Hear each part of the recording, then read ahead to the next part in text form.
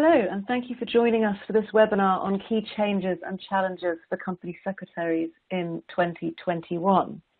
My name is Vivian Joins, and I'm the Managing Director of EQS Group's UK office, where we provide digital solutions to company secretaries and governance professionals, including insider list management and the regulatory news dissemination.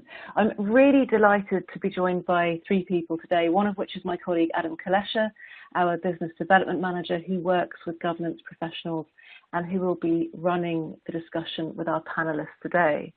I'm also delighted to be joined by our two panellists. So we have Maureen Beresford, who's Head of Corporate Governance at the FRC, who'll be talking to us about some of the FRC's recent reports and initiatives. And we're also joined by John Mills, who's Company Secretary at Smiths Group, and he'll be bringing his experience to the table. So just very quickly, for those of you who aren't that familiar with Smiths Group, they're a FTSE 100 with about 22,000 employees located across 50 countries with a variety of products, including medical syringes and ventilators. And actually they played a key role in the UK ventilator challenge as a response to COVID pandemic, all the way through to high-speed data connectivity for aircraft, satellites, and even the Mars rover, which I think sounds very exciting. So welcome to both John and Maureen today, and thank you for being on our panel. Just as a very quick little bit of context, I can't believe it's almost the end of January, so we're well into 2021 now. And we wanted to take this opportunity just to go through, as I said, some high-level initiatives that are coming up, as well as some of the things that we've learned from last year. So be that from AGMs or for example, insider list management in the situation that we find ourselves in with everybody working from home during the pandemic. Now, as usual, I'm conscious that the individuals joining are from different organisations of different sizes, with different sized teams. Hopefully there'll be some practical advice that you can take away from today's discussion. Before we start, I just wanted to briefly go over the webinar console that you have in front of you. Now, you can see on the screen there's various different buttons that you have. I won't go through them all. I just really wanted to draw your attention to the Q&A icon. Please do drop comments into the little text box that you have, and please do ask questions. Most of the time we'll come through to them at the end of the discussion, but please do go ahead and write them in there. As you can imagine, due to the lockdown situation in the UK, we're all practicing social distancing and working from home from different locations. Obviously, we don't foresee any technical issues. If there are any, please bear with us. Equally, if there is any background noise, please do forgive us. We'll also be requesting a little bit of audience participation, as is usually the case with our webinars. And as we go through, we'll ask you a couple of things, but we did want to start off with one. So we're going to start by talking about corporate reporting today. And Adam, I'll hand over to you to go through the question. Thanks, Vivian. Yes, so we're here to discuss the FRC's recent consultation paper on unbundling corporate reporting. And just before we go into that, it'd be great if I could ask you all to have a look at the question. Do you think corporate reporting in its current form serves stakeholders adequately? Just a yes or no, obviously. There's a lot of discussion around corporate reporting at the moment, and the FRC's recommendations are quite significant, you might say. So we'll just wait for those answers to come through, and we can see if what the general consensus is on those on that topic. It's one that comes up quite a lot. So, okay, interesting. So 60-40, no, it doesn't serve the stakeholders adequately, which is an excellent segue to go through to my first question to Maureen, which is around the consultation paper. You know, the recommendations are quite bold. It could be quite a game changer. So I was wondering if you could just initially summarise the key takeaways of the report for those who perhaps haven't read it yet? Hi, Adam, and hello, everybody. Thank you for giving me this opportunity to talk to people and to talk to COSECs who are listening in on the call. Yes, our report looks at corporate reporting. I wanted to say that it's a thought leadership piece, so we're not suggesting that things will change overnight. We're really looking for views of all stakeholders about how reports are delivered, the content of the reports, and how to make them more accessible. So we're trying to consider a wide range of stakeholders when we think about reports. So again, we're moving away from this, is an annual report purely for the investors, or does it serve to meet the needs of wider stakeholders? And I think, you know, Section 172 is now something that all companies are asked to report on. So, you know, we're moving slightly away, rebalancing the needs of stakeholders and investors, and we're trying to ensure that the reports get to those who need them and who are interested in specific information. So we're setting out some high principles of reporting and how to report in the most important way to achieve your needs.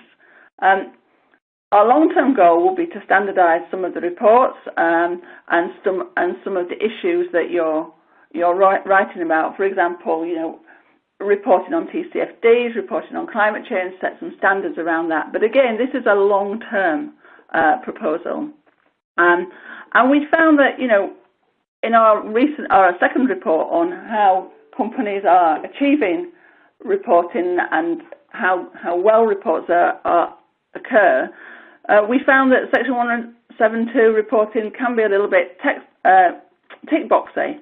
So what we want to do there is, if we can standardise the way companies report in a number of different reports, then, you know, we think that the information going to investors and stakeholders can be improved.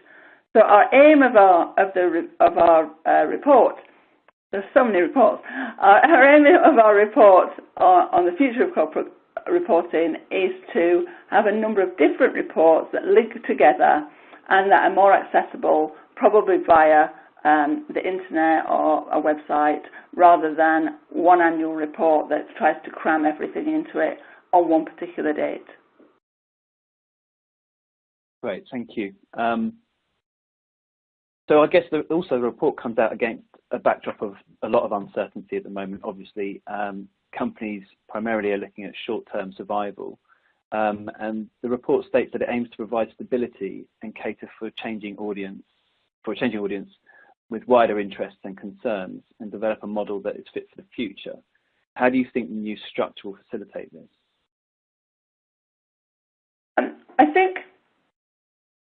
I think we've got to remember the structure that we suggested is not set in stone, as I said earlier. So we're still in the kind of listening to companies, and we absolutely understand that the last year has been terrible for everybody.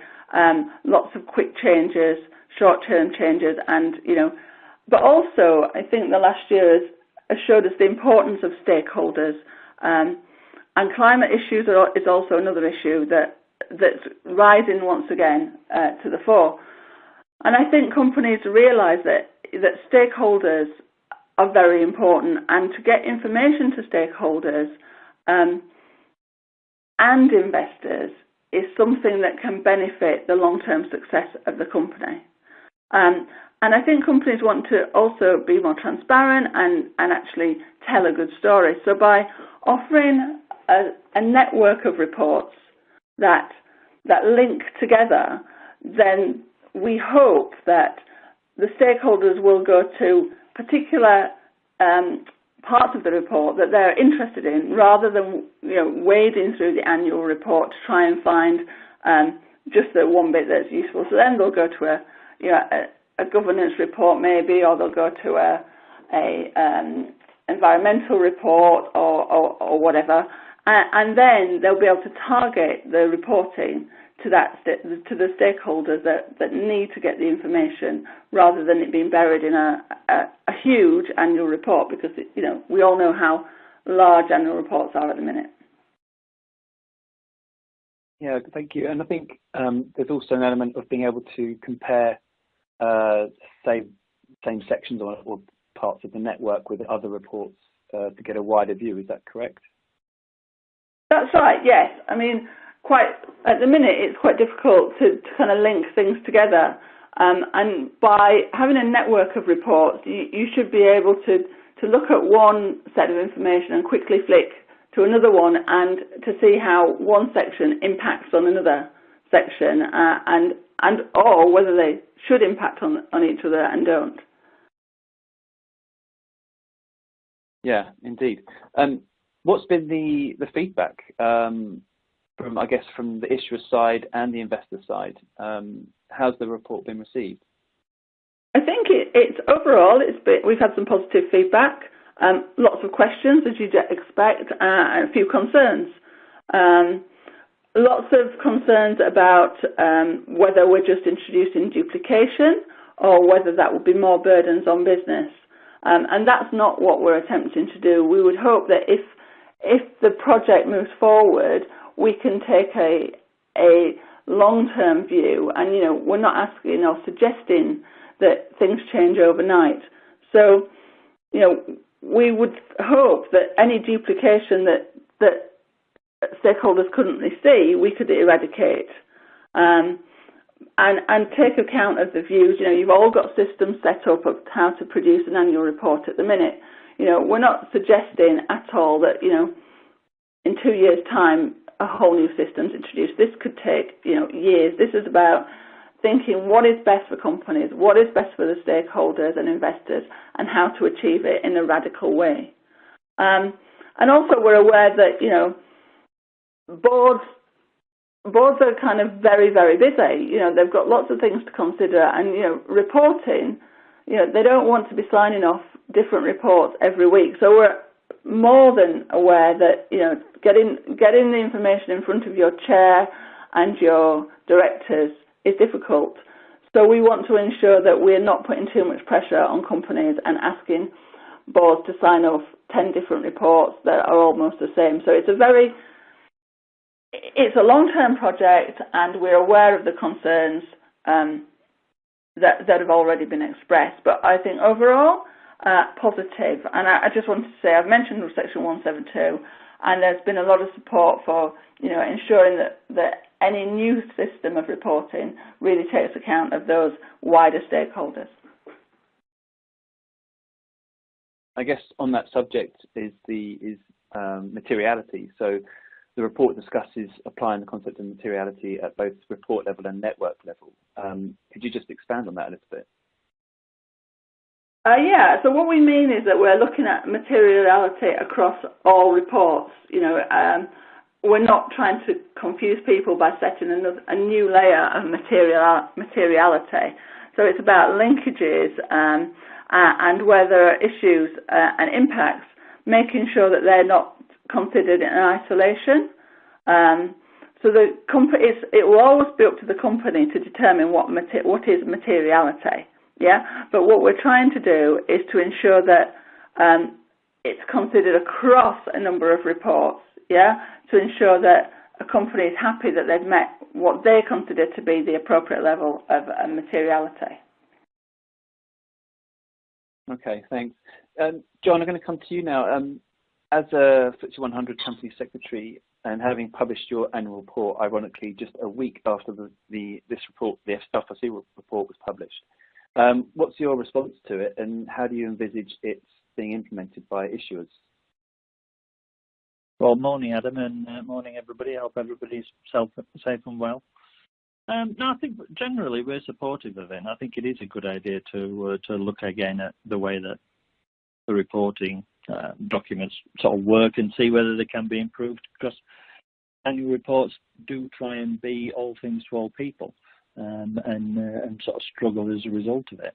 They've certainly obviously got a lot longer over the years than they previously were. If you go back 25, 30 years, they were about 60 pages long and 90% financial.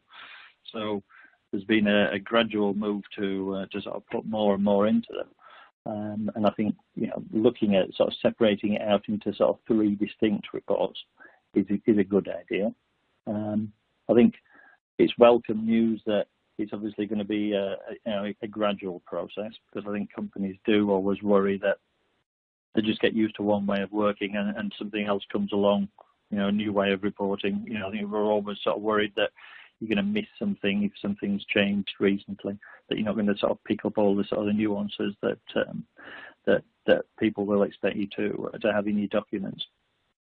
And I think the other point that Maureen made about sort of getting documents approved, week in, week out, I think having all the documents approved at a particular time of year, of your reporting year, is helpful to companies. You don't want the annual report and the reporting cycle to be like a year-round process. Having a deadline by which you have to produce your documents ahead of your annual general meeting and so on is in lots of ways helpful, because it sort of concentrates people's minds and make sure that that people sort of focus on those documents. So I think, as long as it's sort of introduced in the right way, I think it's a good thing. Thanks, John. I think it's probably also worth pointing out that the report is actually asking for feedback still. There's a whole page of questions where they provide an email address for people to give responses to specific questions about the report. So, like Maureen said, it's not a quick thing, and it's still open to suggestions and discussions around the points they're suggesting. On the subject of reports, we move over to the section 172, and I just wonder what takeaways you could give from putting your section 172 together. Were there any disagreements internally as to what to include or exclude, and do you think unbundling the annual report will lead to more transparency and better governance? There were disagreements internally when we were doing both the 172 reporting and the governance report, the governance code reporting. I think sometimes people, when they're looking at sort of stakeholder engagement, then can sort of think engaging with members of the executive committee can count as understanding what the workforce thinking generally, which is obviously not what a lot of us think. I think there are always bits where people will sort of push for more sort of transparency and openness, and some people are going to be uncomfortable with that. And we had a case on the code where a few of us thought that we should be just open and honest about the fact that we didn't comply with the code throughout the whole year, and we should say that we didn't comply, but we got there in the end. We thought that was better than somebody picking us up on and saying, well, you claimed that you complied with the code, but you actually didn't. So I think you're always going to get those conversations in a company, I think, and it's good that you do have them. I think the only thing to sort of bear in mind about reports and transparency and so on is almost like more information is not necessarily more transparency, and it's not necessarily better communication. I'll give you an example. So I used to work for Cadbury. So Cadbury and Schweppes merged in 1968, and the documents that were sent to shareholders, I think, were about 16 pages. And when Cadbury and Schweppes demerged in 2008, we sent out 800 pages. But I don't think people were 50 times better, better informed than they previously had been. Yeah, it's a good point. Thanks, John. But I guess, it is about transparency, and like you say, if you haven't complied at certain points, then better to put it on the table than like you say, for someone to pick it up at a later date. Moving on slightly now. Sorry, go on. No. I think it is. I think it is better to be about that. I mean, and the FRC sort of said that when the code was brought in, they said they don't expect everybody to sort of comply with it, entirely, on day one. I think if you are going to be transparent, you do have to sort of admit your mistakes as you go along. Can I just? Yeah, go on, Maureen. Yeah, I just wanted to reiterate that point from the FRC.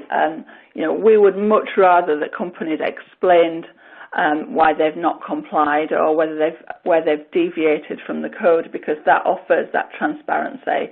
And every company is different, and that we absolutely understand that there'll be numerous reasons why a company may not be able to follow every aspect of the code. And I think it's much more valuable for the readers of reports to understand that and to actually understand what the company is doing instead of, or to mitigate not complying with the code, because that gives you a real true picture of what is going on, and that's much better than trying to construct paragraphs that look as though you've almost complied but maybe not quite. And then if someone interrogates the report, then there'll be an instant question, well, you said you complied here, but actually looking further into the report, it appears that you've not complied, which questions the rest of the reporting.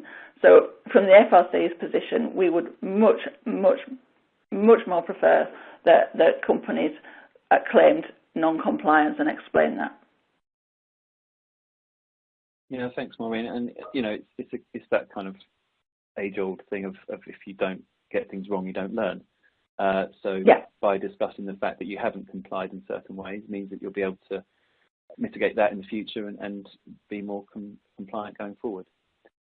Yeah. Thank you. So I'm just going to move slightly on to another part of the report, which talks about the increasing use of technology and interactivity in presenting corporate information. So XBRL tagging is already in use for financial reporting and has been for a while. But the FRC's, the FRC's vision sets out that they'd like to see it introduced for governance and non-financial reporting as well. Maureen, perhaps you could elaborate on this and provide some context as to how it could be implemented. Yeah, I think the pandemic's shown us that we all work in a different way, and there's definitely a move away from paper documents. Everybody is much more au fait with kind of flicking through things on a screen and jumping to different parts of information where they need to be, rather than reading a whole document necessarily. So as everybody probably knows, tagging is already a way of identifying information of a similar nature, pulling it all together and making assessments or considering the points made or the financial information as it is now, how it all links together. But I think by tagging non-financial information, the reader of a report can build up a picture of what's being said across one or two or three different reports really quickly. And I think that's got to be the benefit for all. I think if we can start to move towards non-hard copy, then that also allows revisions to be made to reporting. You can put all different kind of not just reports on your website, which I know you put notices up, etc., and it can all link together. So we're looking for a more holistic approach to reporting that's quicker and that allows those that are actually using the reports to get a picture quickly as possible and to see that where that information links together. And similarly, I guess, to be able to compare with other companies' reports in the same. Yeah, absolutely. You can compare with others easily. You can look at, I guess, subsidiaries of companies. You can look at, I assume, competitors. And the technology can go further. You can include videos, etc., just to make the whole thing much more interactive. Yeah, and John, what would be your response to that? And what's your perspective on how it might affect how you approach both financial and non-financial reporting? Can you see the use of PowerPoint and video within a report, for example? Yeah, and I mean, I can see the advantage in sort of tagging non-financial information as well, because when you're writing the various sections of your annual report, particularly if you get stuck on something and think you could do a better job on it, it's helpful to look at other people's annual reports. So yeah, I mean, if they're sort of tagged, it's going to make life easier. So you can't really expect them to tag theirs and not tag your own. So yeah, I think that's a positive. Videos and so forth. Yeah, I mean, videos are obviously really useful. It's a lot easier to sort of explain some things by a video than it is in text. I suppose you'd have to sort of think about how that would be audited and how that sort of increases the burden on the auditors when when you're sort of up against the deadline and trying to get everything signed off. But I mean, again, generally, I mean, if you were sort of starting from scratch, if you were just introducing a completely new reporting system, if we'd not had one previously, I don't think you would discount the use of PowerPoint or video, would you? So I think times have got to change, and I think it's only right that we do sort of look at those ways of reporting as well. I guess regarding the video and the auditing, I suppose you could provide a transcript, but like you say, that is going to increase the load on the auditors. So I guess a work in progress. One other thing I would ask is, does this signify the beginning of the end for the printed report?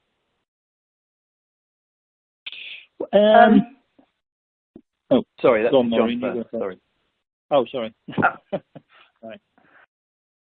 Well, I mean, I think some people always, do still prefer paper, and the sort of find it easier to read things, and in paper rather than on a screen.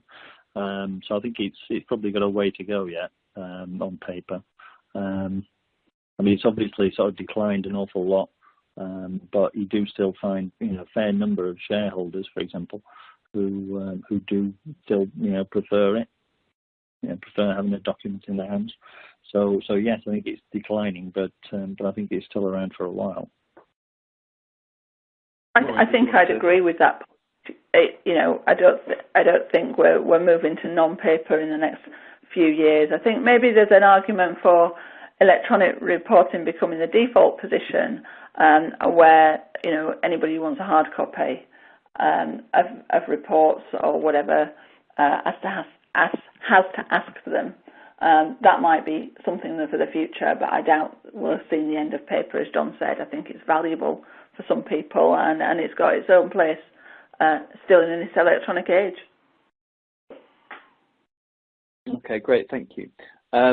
Just a reminder to listeners to don't forget to use the Q&A function in the webcast player if you do have any questions or comments.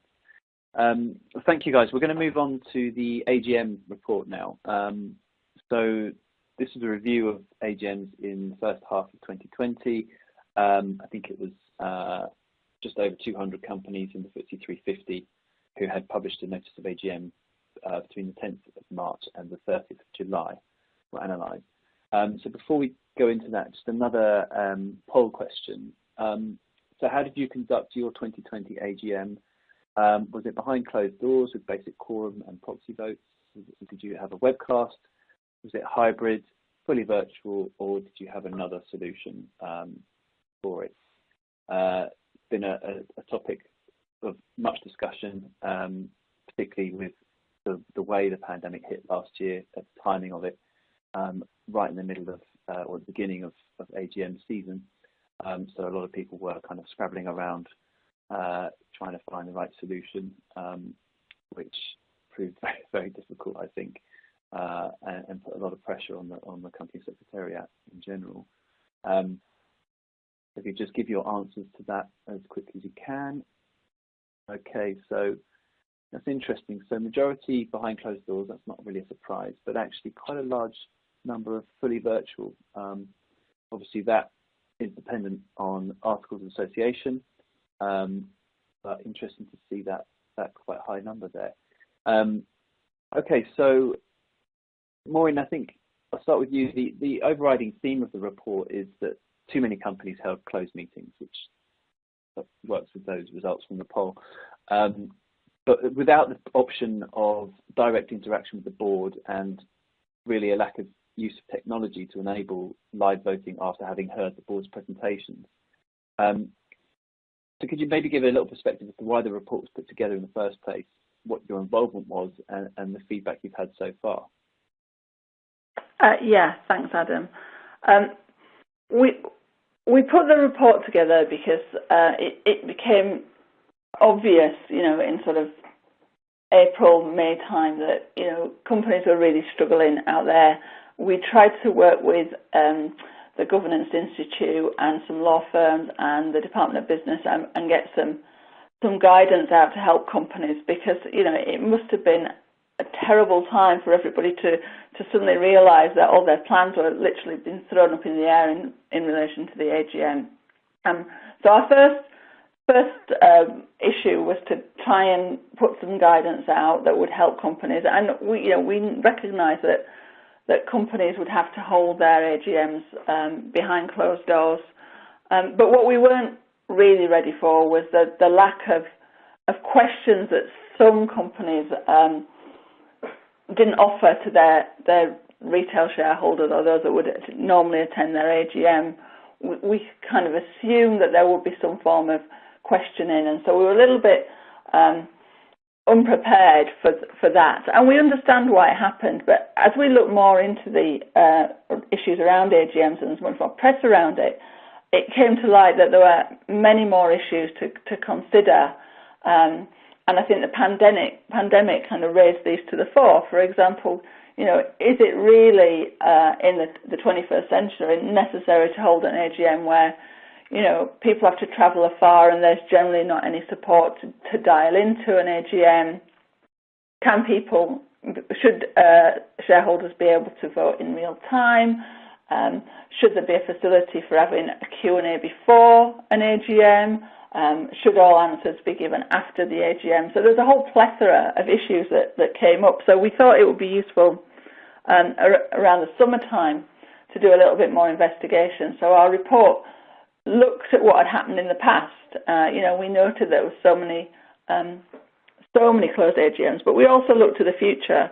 And the report is about how can we get more stakeholder engagement through different technologies, and what tips could we give to companies about what worked well, what didn't work well.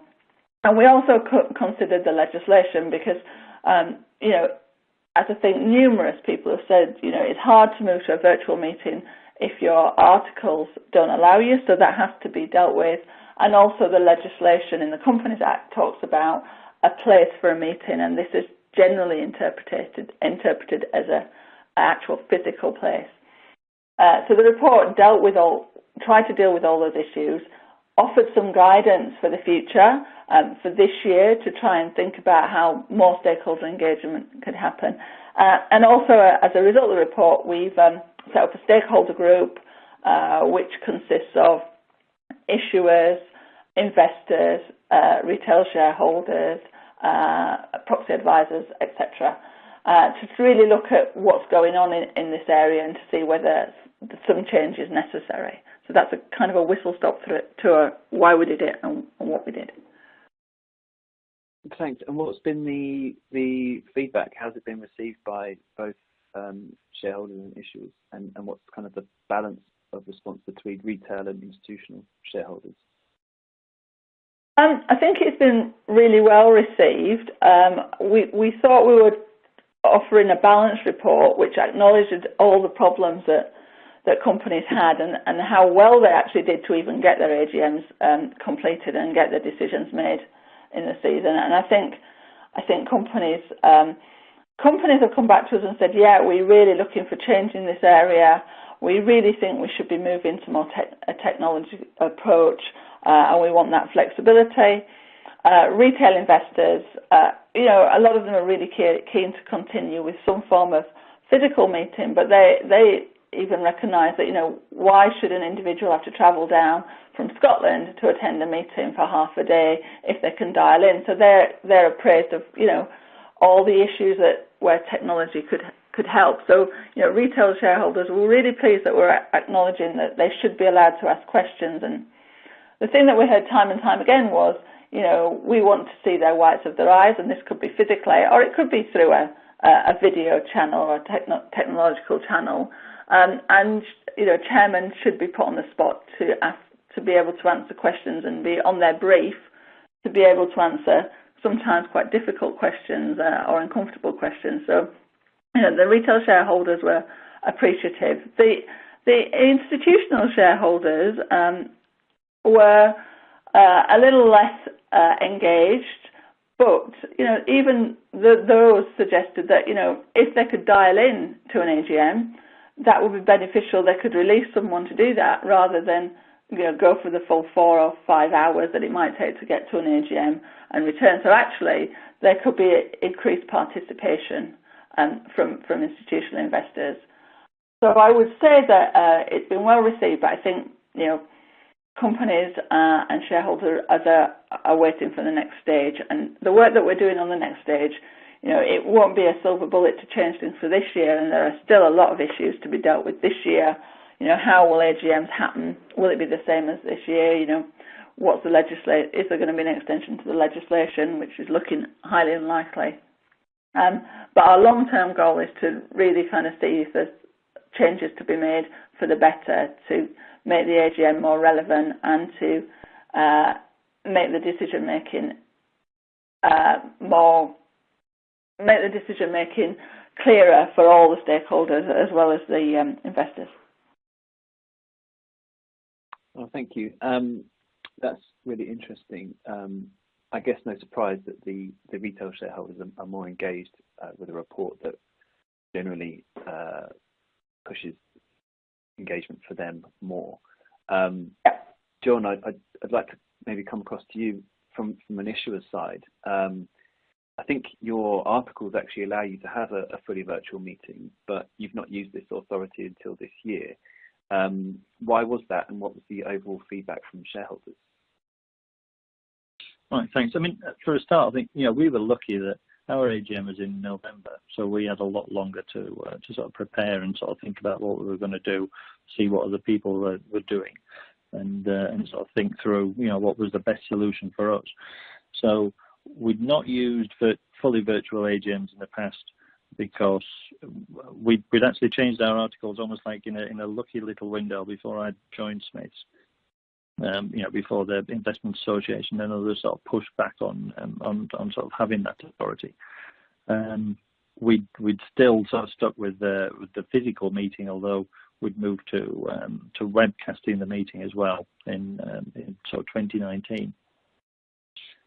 We obviously sort of thought that the best thing to do was to have a closed meeting. When we were planning ours, we weren't sure whether the CJA legislation was going to be expanded, so possibly we were going to do it under the Companies Act, or possibly we were going to do it under CJA. We were lucky enough again that CJA got extended, and we could hold the meeting under that.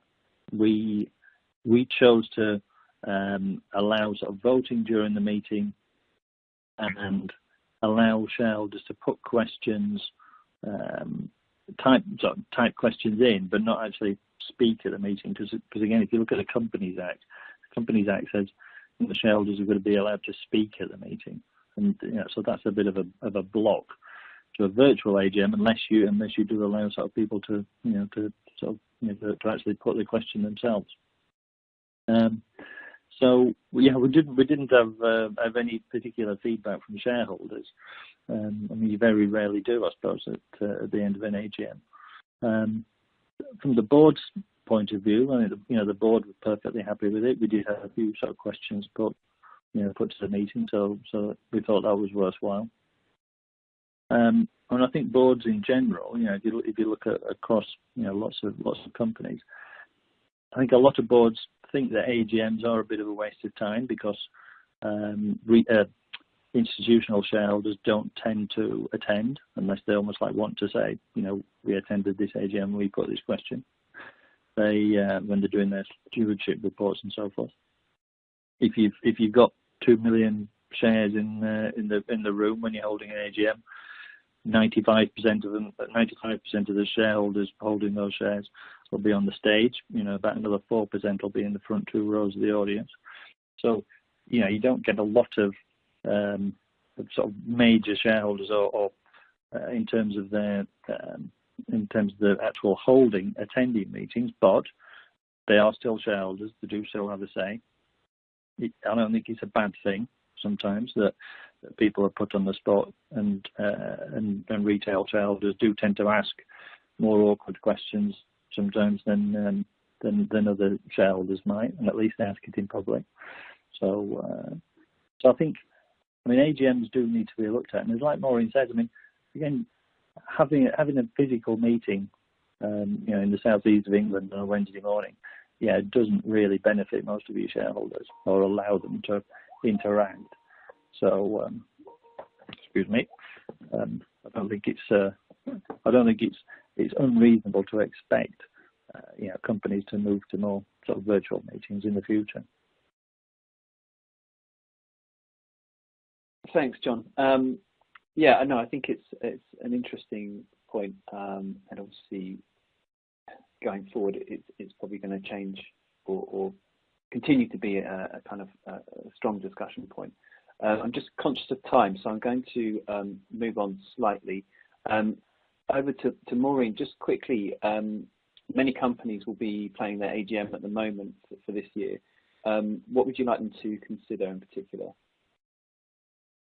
I think I would suggest that they think about the different ways of actually working with shareholders that would normally attend physically, and think about questions before the AGM, if you can set up any of those kinds of opportunities, whether you can do in-meeting questions and answers, whether that be through a Q&A channel like we've got going today, or so I know that some companies use a phone line in some cases just to allow their shareholders to ask questions. And I think after the meeting, if you do have to do kind of questions and have closed meetings, then to summarise those questions and to give the answers so it's quite transparent for those people that weren't able to attend, so they can see what was asked and what the answers were. So it's to give us as many opportunities for the shareholders to ask and receive questions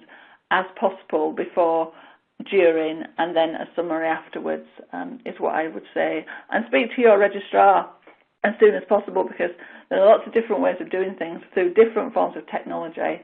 There's one well-known firm that's providing a whole experience of virtual meetings, but I think technology is changing, and you can actually do different types of Q&A and interaction with your shareholders other than that option. So talk to them and see what's possible, and plan. Great, thank you, Maureen. Right, again, just conscious of time, so I'm just going to jump on to our last topic around market abuse regulation. And I guess to you, John, has the coronavirus and remote working shaped your process for dealing with inside information? And what will you take into 2021?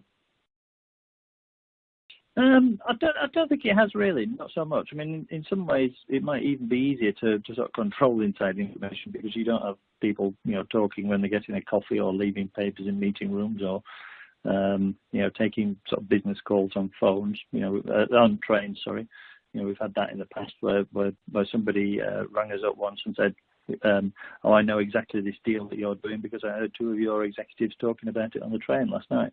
So, in some ways, the fact that people are remote working has been easier, but equally, if you've got people sort of flat sharing, so they're in a house with people who don't have the same obligation to sort of keep information confidential, that's obviously going to be that's an issue which I think you've got to control.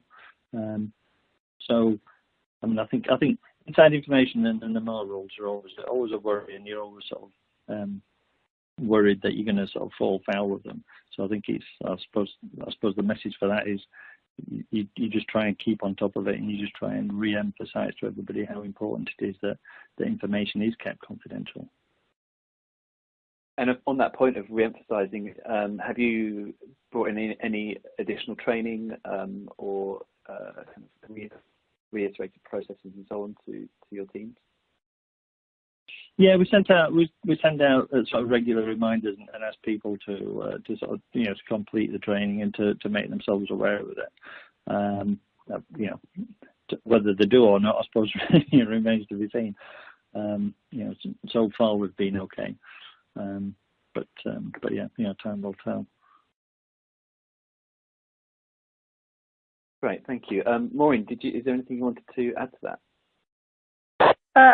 Not really, only on the training point. When we all started working from home, we were asked to do additional training, and there were particular concerns around those members of the team and the FRC that were in shared accommodation and not working in their own office, maybe in communal areas, and we were just very clear that they had to be a little bit more careful about leaving their screens open, etc., and people from other companies, having access to sometimes sensitive information. So it was just, we ramped up the training a little bit.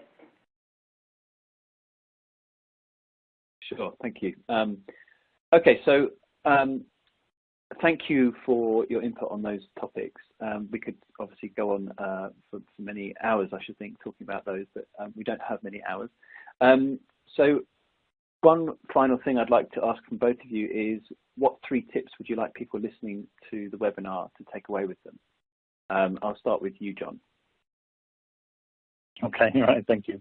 Well, I mean, I suppose one thing about the last year has been that it's so massively accelerated, as we all know, the use of sort of new technology for meetings and so forth. So I suppose you don't want to just revert back to the old way of doing things. You want to sort of embrace those ways and see how you can sort of build them into your sort of calendar of events and so on. You don't necessarily need all your committees just before you have your board meeting if you can hold meetings virtually. I think I'd encourage boards to engage on stakeholder up with stakeholders, because I think that can be patchy. I suppose the last point would be I'd also encourage people to give the FRC feedback on their proposals, because if people don't think that they're going to work, and particularly if they don't think they're going to work for FTSE sort of 250 or smaller companies, then I'm sure Maureen would rather hear that before she sort of finalised the paper rather than afterwards. Yeah, exactly. Thank you. And over to you, Maureen. I think John's done my work for me, actually. I would say please respond to the consultation. Please do. Take the time to read it and respond and tell us, what we've got wrong and what we've got right. I would say that our understanding and our anecdotal information is that working with stakeholders and getting stakeholder feedback has ramped up massively this year, and we expect to see that in reporting going forwards. And I think, as John said, keep the best of that and build on that for the future. And in terms of AGMs, I would say embrace technology. Great, thank you. Well, that's everything from us on this side. So Vivian, I'm going to hand back to you for any questions we might have in the Q&A inbox. Great, thank you, Adam, and thank you, Maureen and John, for all of your input. We have had a couple of interesting questions, actually, particularly around the topic of AGMs, probably unsurprisingly. So Jude from Britvic has a question about the Investment Association and other investor groups who, as we know, have been strongly opposed to virtual meetings. I guess a question for Maureen initially, do you think this will or should change? We spoke to the Investor Association and another proxy advisor as part of our review, and they did say that they were looking for more flexibility and they were open to more flexibility. So I don't think their position will change overnight.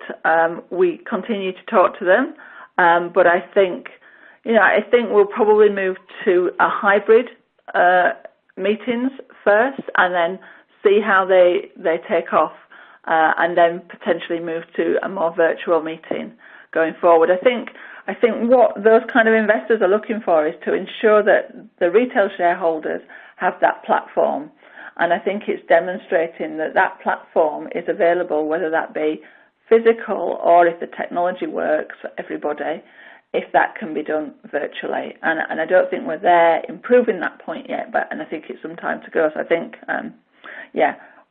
working with those organisations will slowly move towards a different position, but it will take time. Yeah, I mean, it's an interesting point, because I guess John mentioned that they can do virtual meetings. They got their articles through before, I think, that position was taken. And I think there was an example this last year where a company tried to get through the option of having virtual in their articles, fully virtual, and it was voted down. So, yeah, I think it's quite an important point that that needs to be. I suppose it will evolve over time. I mean, hopefully it does. Yeah, I think it will. Yeah, exactly. There's also a question from Ellie from Anglo American about, and this is around when you're holding an AGM virtually, or I suppose even webcasting your AGM. The question around allowing for retail shareholders or whoever is participating, institutional shareholders, whether they absolutely need to speak their questions, or whether there could, whether a chat box could be considered sufficient, particularly during these times. Any thoughts on that? Maybe Maureen again first. I know that chat boxes were used last year and quite effectively. Emails were used, I think, in real time. Questions were sent to email box and responses given like that. So I am aware that that's been used. It seemed to be used successfully last year. So we would hope that that would be used again. So yeah, I think try and embrace as much as possible. Yeah. Okay, thank you. John, do you have any thoughts on that? Yeah, I mean, we sort of looked at whether we're actually going to allow shareholders to speak at the meeting, because like I said earlier, I can't remember whether it's in the Companies Act or our articles that it says. I think it's the Companies Act that says they have to be able to speak, and it's a shame that it sort of says that if that is the case. But CJA, which was the legislation that was brought in, sort of overrode that.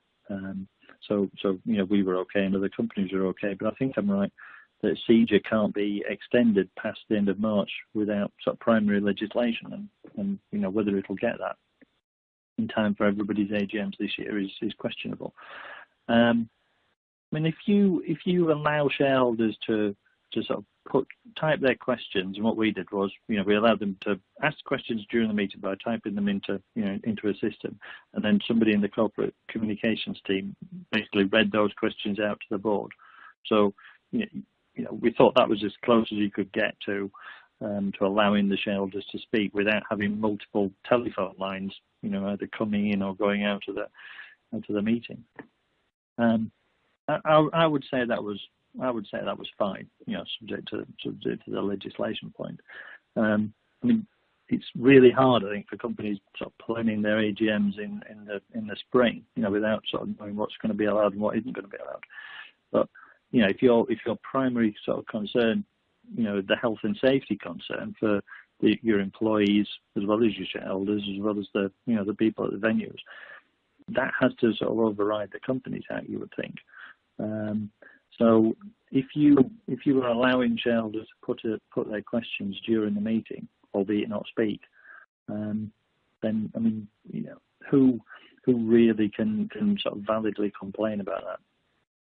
You'd have to have a particular dislike of the company, I'd have thought, to basically say, well, my rights were infringed by not being actually allowed to say my question aloud. So I think I think some sort of chat box has to be the way forward. Yeah.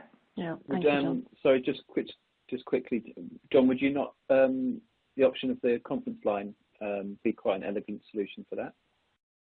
Well, it would, and I suppose what we did was we looked at the cost of it and decided against it, because the thing was, what you're never sure about with an AGM, of course, is how many people are going to turn up and how many people are going to ask questions. So yes, to some extent, we did decide, that our solution sort of works, and it was, allowed under the legislation at the time. So yes, you could do sort of conference lines, and yeah, I mean, it is a solution. It ups the cost. I mean, I suppose if you're not going to have a physical meeting, then obviously you're saving on the cost of the venue. But if you're going for a hybrid meeting in some form, yeah, I mean, companies, I mean, it might be all very well for FTSE 100s, to spend the money, but obviously other companies will want a solution that is sort of cost effective. Yeah, I think good point. Thank you, John. Yeah. Sorry, go ahead. You can add something? No, sorry. I suppose what you could do is, I mean, if somebody was insistent, yeah, I mean, you could always either sort of, ring them in some way, couldn't you, from the room? And we did sort of think about that if we were sort of pushed into that corner of people insisting on speaking. So yeah, I mean, there are solutions, but yeah, it does have to be sort of cost effective. Great, thank you. And just one final question. We haven't quite managed to get through everything, but just conscious of time.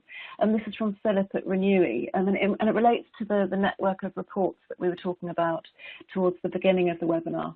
And the question is, probably to you, Maureen, depending on content, is the idea that these would need to be audited separately?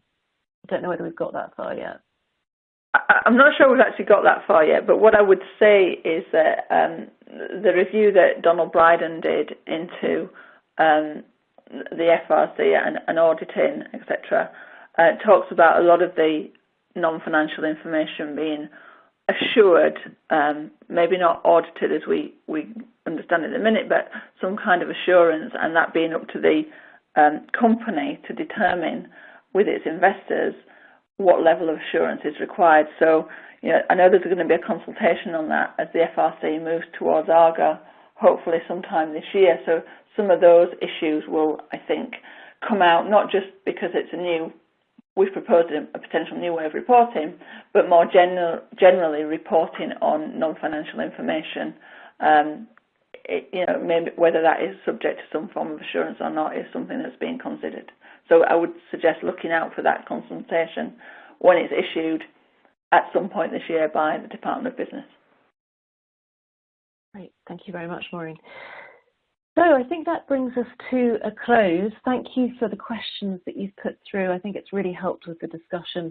And before we finish up, I just wanted to draw your attention to our website, eqs.com. There's a knowledge section there, and there are some pertinent articles there in relation to two of the topics in particular that we've discussed today, so insider lists and the AGM. So do take a look.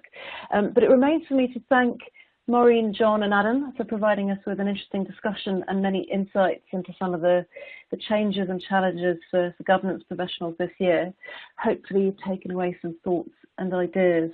If you'd like to continue the conversation with any of us, our details are on this slide, so don't hesitate to get in touch.